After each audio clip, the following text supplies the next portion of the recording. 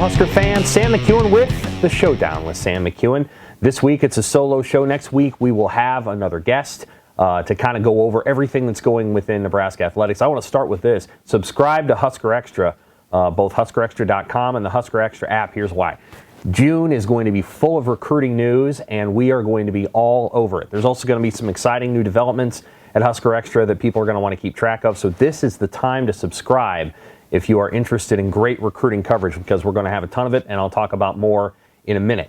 Also, you're going to want to make sure to cover all the stuff that we have just from the postseason, some of the teams wrapping up, whether Nebraska is in the top 30 of the Directors' Cup. So subscribe to huskerextra.com. We have the best team covering Nebraska athletics, bar none.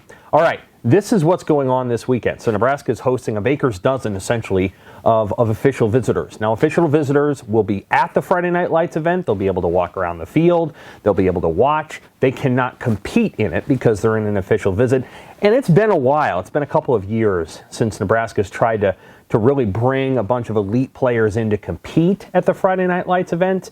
They're probably not going to see a lot of that, but you're going to see some incredible visitors here this weekend. Of course, Nebraska has kind of front-loaded their visit schedule. They've got 12, 13 coming in this weekend. They'll have a few next weekend when they don't have a Friday Night Lights event. Then they'll have a bunch more on the 17th, and then we'll see what they get in on the 24th. Generally speaking, if a guy visits at the beginning of the month, you're hoping to get a commit right away, because that guy's usually going to take more visits as the month goes on, and it's just human nature that the last visit you take tends to have quite a bit of an impact.